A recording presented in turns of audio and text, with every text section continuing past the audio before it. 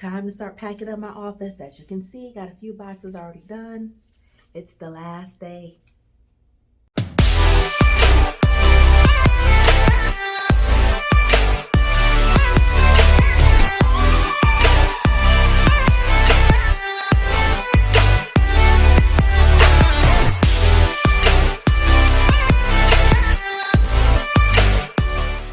What's up? You are now tuned into your favorite YouTube channel, the Phillips Fan Baby Journey. I'm Requill for all of those that are new to the crew, but do not say a stranger. Go ahead and hit the subscribe button to join the family. I bring new videos each and every Sunday, and they range from motherhood to vlogs.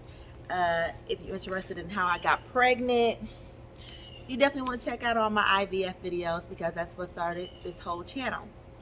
Today, though, we are going to be talking about why I quit my six-figure job to be a stay-at-home mom.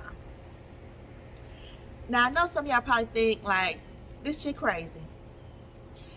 But in the grand scheme of things, I mean, there's a wide range of salaries that are in six figures. We go from the ones to the nines.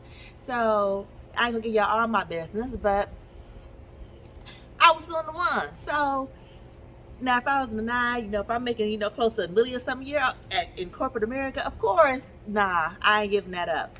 But I feel as though that if I ever decide to get back in corporate America again, I can make that. But most importantly, I think I can make that for myself, being my own boss. Now, if you follow this channel, when I was pregnant with my first daughter, me and my husband came on here and we debated about me being a stay-at-home mom or a working mom. And I was all about being a working mom because I'm like, I need my own money. Like, I went to college so that I can get a degree and have a career. I've been an independent woman my whole life. Like, why would I want to now all of a sudden have to depend on some man to take care of me and the kids? The reason my mindset has changed from that is because I saw how hard it is for working moms because I became one. So my day consists of getting up at 5:30 in the morning, getting myself ready, waking Legacy up at around 6:30 in the morning so that I can get her ready to take her to daycare. But it's not that simple because if you have a child, you know that they do their own thing. So some mornings it's smooth, some mornings it's rocky as all get out. So, some days she'll let me brush her teeth, some days she'll let me comb her hair. Some days she's okay with what it is that I pick out for her. But baby, my baby is very opinionated. She want to pick out her clothes. She want to pick out her shoes. She want to pick out her socks. So me and her be beefing in the morning. Then it comes time to eat breakfast. What you want to eat? I got to pull out 8 different options for her to tell me no and then say yes to something that she don't eat. And then I feel like I'm sending my child to school hungry, even though, granted, they still feed them breakfast there, but I ain't going to take my kid to school hungry. So I was supposed to be to work at 7:30 a.m., but I was barely making it on time. Nobody was breathing down my neck like, where you at or why you late? But it's still the principle of the fact, like, I try to be on time. If you know me, even when I try to be late, I still be on time.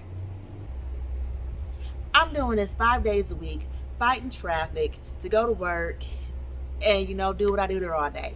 Now, some of y'all don't really know what it is that I do or what I did for a living besides YouTube. But I was a marketing manager at an architectural firm. So I helped them win projects so that they can, design buildings from fire stations, police stations, or whatever. So I'm working on that all through the day. But then when I get home, I got to fight traffic to get back home. I get home probably around, I would say 5:15-ish. And now I got to cook dinner, figure out what I'm going to feed the baby, spend some quality time with my family. Bath time is at 7 o'clock. Put her down by 8. I get a little bit of personal time from like 8 to 9. Me and my husband will watch something on TV. And then we knocked out because we both got to wake up so early in the morning. It's exhausting. And don't let her get sick or something because then, now I'm trying to work from home and take care of her at the same time. And if she's sick, she's super clingy. So it was just a lot, just a whole lot. And I felt as though I was, I love the daycare that she goes to, but because she's in Montessori and she's learning a lot and she's super smart. But at the same time, I felt as though like I was missing valuable time with my daughter. Like I could be the one teaching her, you know, the simple stuff like ABCs and how to count colors and shapes, but she learned all that at daycare. Um, but me becoming a stay-at-home mom is gonna give me more opportunities to bond with my daughter, even though we super close already, child. We too close because she be attached at my hip. But it'll give me more time to just, you know, help educate her and make sure that she's learning what I want her to learn. Because we all know that these schools, child, even though she's at a young age, you know, they got their own agendas.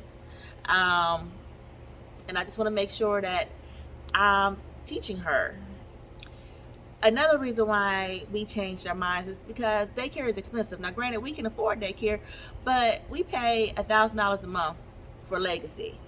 Add, you know, Legend to the mix, that's $2,000 a month. That's $24,000 a year. We can afford it, but still, why am I paying $24,000 a year when I can watch my own babies and not have to wake up at the crack of dawn to get everybody ready and out the house? Because I can't imagine having to do it with 2 kids. And so financials are still going to be great because my husband makes great money. We do have various streams of income. So, I mean, I don't have to change my lifestyle up, you know, too crazy. It's not like I was shopping at Gucci every weekend, by no means. But my husband had the great foresight to use it, because 2020 was the most money that we ever made in a year. Like when COVID happened, we were both kind of like, okay, so what does this mean? Are we going to lose our jobs because we on lockdown? Are our companies going to be able to survive, you know, going through this whole pandemic? But they didn't. And so we remained employed the whole time. And like I said, it was the most prosperous year that we've had. So we took all that money and we paid off $60,000, over $60,000 in credit card debt. I have no car payment.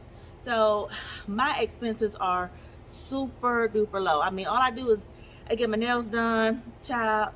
I may buy a wig or two, get my hair done every now and again, but I'm not a high maintenance lady.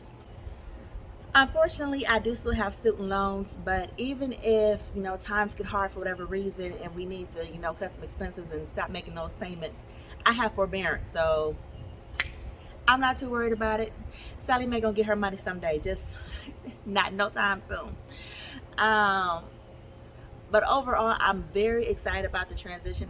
I'm not gonna lie, like I did have some reservations and doubts in the beginning because, like I said, I've always been independent. I've always had my own money. Like I bought a house on my own before I even met my husband. Never needed a man to take care of me.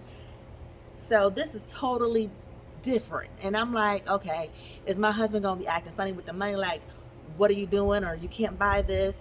But we've been, you know, doing some trial budgets and such. And he's been cool. I mean, I've been able to still do what I normally do. And, you know, he's emphasized over and over again that his money is our money. So, baby, I've been spending our money. If I ever decide that being a stay-at-home mom is something that I no longer want to do, I mean, that's an option as well. And I can go back into the workforce. I'm in a very niche field in marketing that, child, literally, like, I think as soon as I put my resume out there, like, I'll be able to find a job, at least in my mind. Like, at least I'm that confident in my skill set. So I just have no worries. And I'm just really excited that I want to get to spend all this additional time with my kids. I know that being a stay-at-home mom is not glamorous. Some of y'all may be thinking like, oh, this girl is delusional. Like, why would she want to be at home all day with a newborn and a 2-year-old that's going to be crying all day and needy? But if I don't have to do anything else in a day, I'm totally fine with just loving on my kids and teaching my kids and just taking them to new places that they can explore and just being the one that's responsible for their development so that I can make some good human beings out here, y'all. But let me know if you would ever consider being a stay-at-home mom, or if you are a stay-at-home mom, share with me your experiences, your pros, your cons, if you regret it, if you wish you would have did it sooner, if you wish you wouldn't did it at all. But until next week, I need y'all to remember that y'all miracle is on the way. Don't forget to subscribe to the channel and give this video a thumbs up. I'm out.